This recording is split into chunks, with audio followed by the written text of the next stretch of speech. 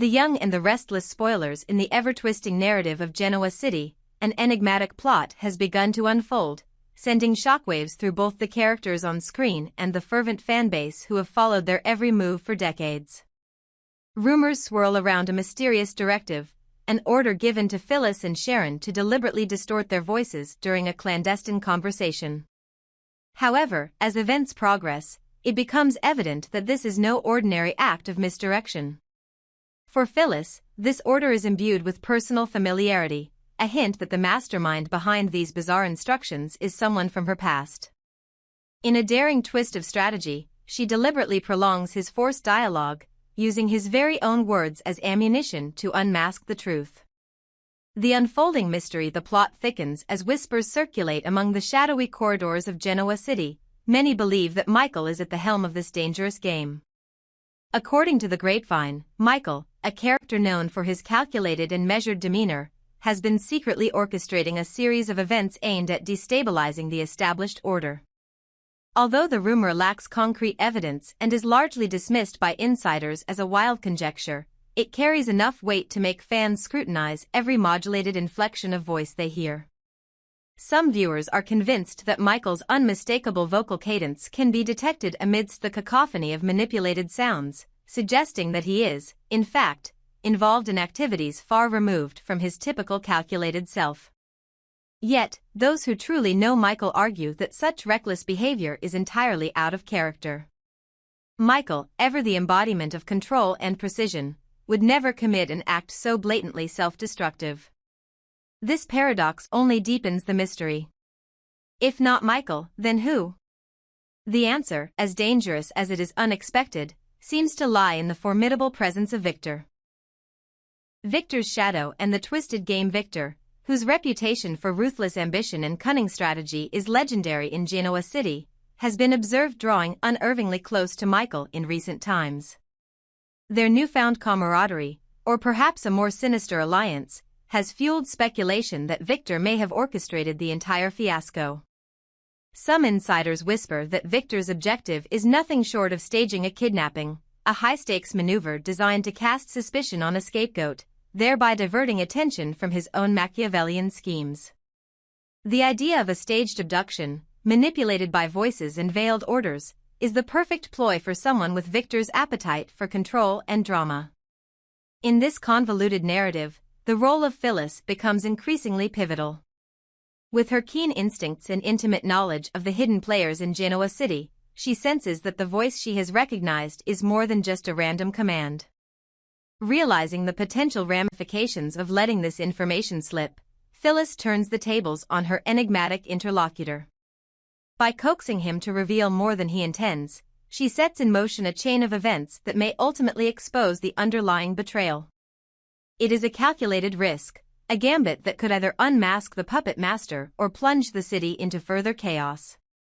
Rumors, reality, and the price of betrayal. The entire scenario has ignited fervent debate among the loyal viewers of Genoa City's most notorious dramas.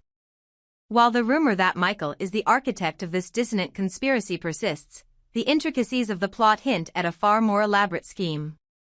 Fans have begun to question the reliability of appearances, realizing that in the world of high-stakes power plays and veiled alliances, nothing is ever as it seems. What if Phyllis, in the midst of this unfolding drama, were to inadvertently or deliberately utter Michael's name? The implications of such an action are chilling. For Michael, whose every move is calculated and whose voice is a trademark of his rationality, the sudden public association with this chaotic incident would be nothing short of catastrophic. Imagine a scenario where Phyllis, armed with her newfound insight, exposes Michael's potential involvement, however indirect it might be. The shockwaves of such an exposure would undoubtedly force Michael into a corner, leaving him to scramble for a response that preserves his meticulously built facade. Would he retreat into a storm of denial, or would he retaliate with the same cold precision that has defined his career?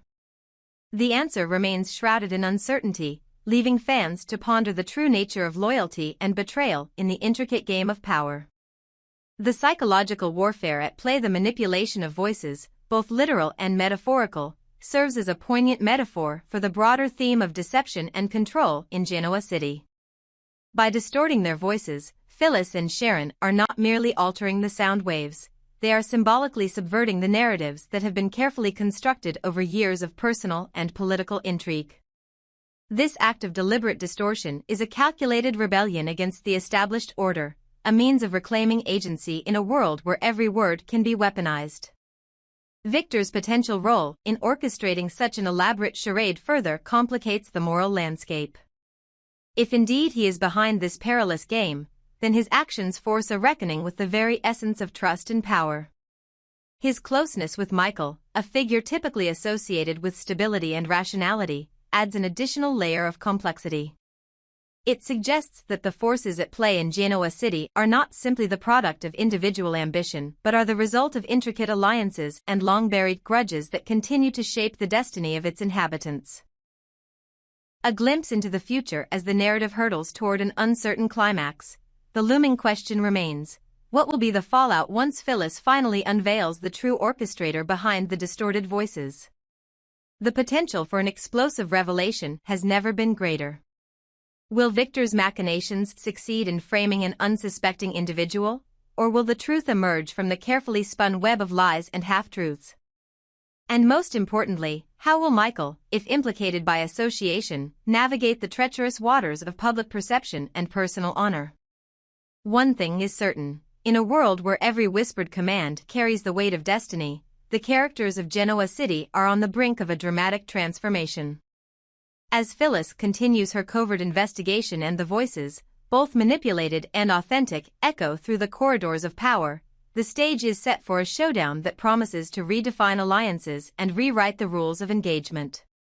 Conclusion: the inevitable reckoning in this tangled narrative of distorted voices and deceptive alliances, the stakes could not be higher.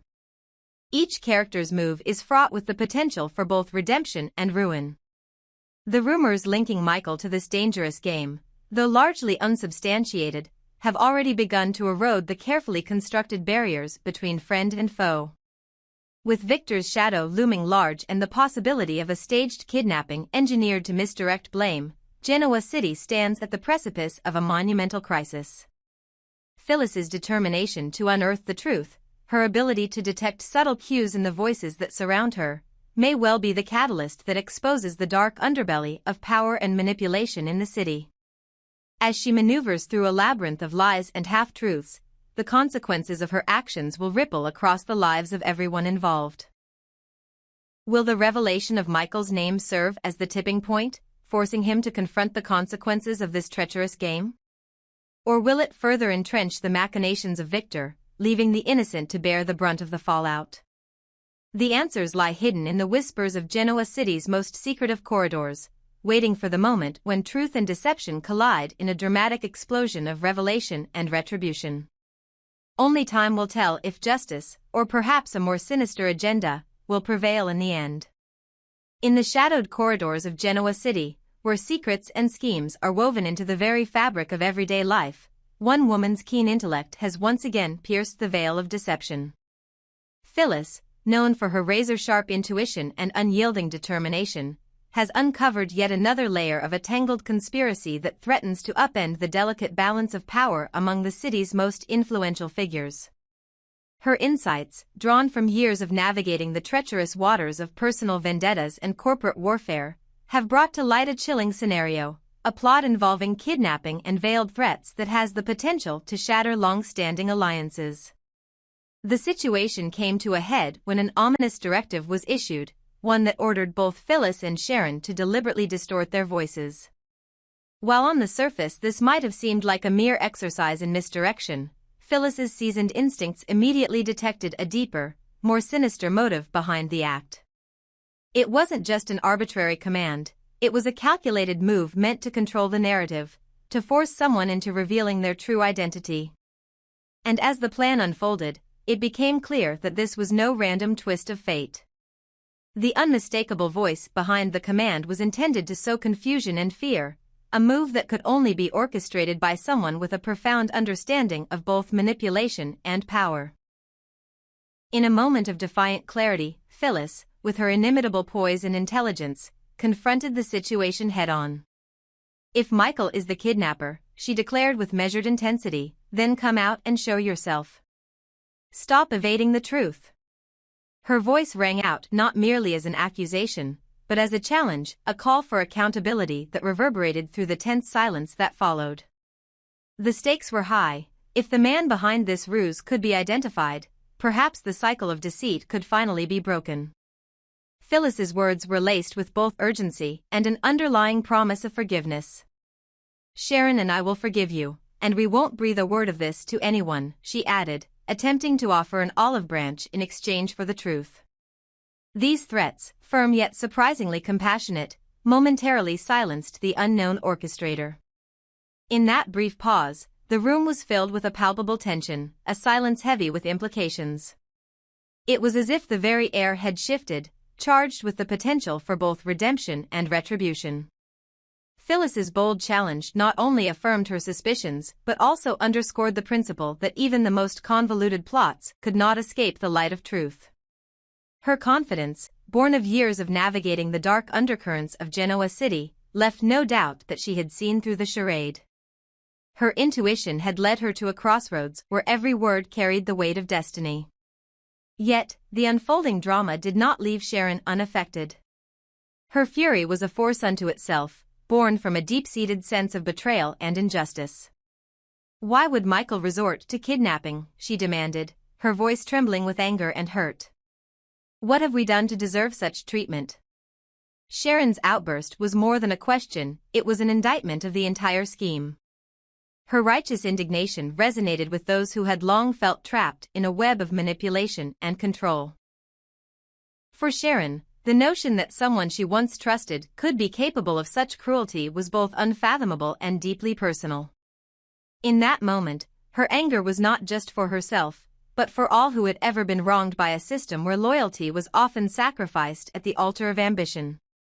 However, as the emotional storm raged on, an unexpected voice cut through the tension, shattering the fragile equilibrium that had been momentarily achieved. A sound, cool and detached, echoed through the space, a voice that stated unequivocally, "You are mistaken. I am not Michael." What a joke. This sudden interjection was as chilling as it was confounding. The voice, dripping with irony, did not offer any explanation or evidence, leaving behind only a trail of questions and a deeper sense of unease. It was a declaration that turned the entire scenario on its head, forcing everyone present to re-examine their assumptions. Was this a final twist in an already labyrinthine plot, or merely another layer of deception designed to keep everyone guessing? For Phyllis, the revelation was both a validation and a new challenge. Her mind raced as she processed the implications of the voice's statement. Every instinct told her that there was more to the story than met the ear, a hidden hand orchestrating the chaos from the shadows. The fact that someone would go to such lengths to mimic Michael's tone, only to claim he was not involved, suggested a level of premeditation that was both daring and dangerous. It hinted at an even broader conspiracy, one that could potentially implicate powerful figures whose influence extended far beyond the confines of personal vendettas. Phyllis's determination to uncover the truth was now fueled by an even greater urgency, a need to expose the puppet master behind the veil of deceit once and for all. As the conversation spiraled into a maelstrom of accusations and counterclaims, the delicate balance of trust and suspicion began to crumble. The simple act of demanding accountability had evolved into a multi-layered confrontation, one where every word and every pause was laden with hidden meaning. Phyllis's clever maneuvering, combined with Sharon's unbridled passion for justice, set the stage for a showdown that threatened to unravel the very fabric of their world. The stakes had never been higher, and the lines between ally and adversary were now more blurred than ever before. It was a situation that demanded not only intelligence and insight but also a willingness to embrace the unpredictable nature of human emotion and ambition. In this charged atmosphere, every character in Genoa City found themselves drawn into the vortex of uncertainty. Michael, if he indeed was behind the kidnapping, was now forced into a precarious position. Would he reveal himself, accepting the possibility of redemption and forgiveness? Or would he retreat further into the shadows, leaving behind a trail of questions that might never be answered? The challenge issued by Phyllis was both a personal reckoning and a public declaration. It was a call for accountability that resonated far beyond the immediate circle of those involved. For Michael, the only viable path forward was one of confrontation and honesty, a move that could either redeem him in the eyes of his peers or seal his fate as a villain in a narrative that had grown increasingly complex. Meanwhile, the enigmatic voice that had so casually dismissed the notion of Michael's involvement continued to echo in the minds of those present. Its cold dismissal was a stark reminder that in Genoa City, appearances could be deceiving and truth was often hidden beneath layers of calculated performance.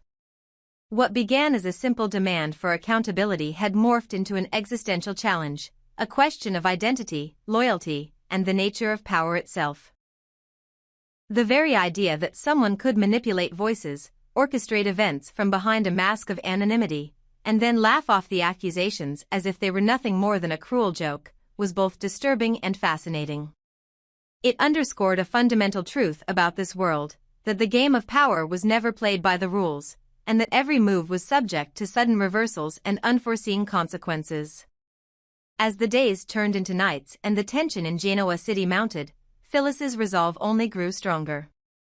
Her mind, ever attuned to the subtleties of human behavior and the undercurrents of hidden agendas, began to piece together the fragments of the mystery. Each new revelation, every whispered threat and every carefully measured silence, added to the mosaic of a plot that was as intricate as it was perilous. The challenge to Michael was now more than just a personal confrontation, it was a battle for the very soul of the community, a stand against the forces that sought to undermine the principles of trust and integrity. Phyllis, with her unparalleled blend of intellect and intuition, was determined to ensure that no one could hide behind a facade of anonymity, no matter how cleverly it was constructed. In the end, the unfolding drama served as a potent reminder of the fragility of truth in a world built on secrets and lies.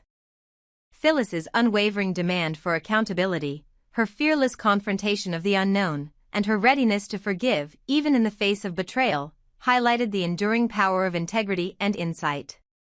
The mysterious voice that had echoed its dismissive claim was but one piece of a larger puzzle, one that would ultimately challenge everyone in Genoa City to reconsider their assumptions and confront the darker aspects of ambition and deceit.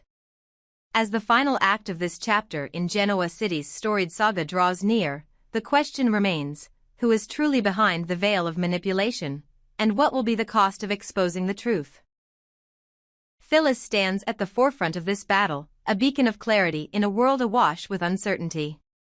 Whether Michael will choose to step into the light or remain forever cloaked in darkness is a mystery that only time will unravel.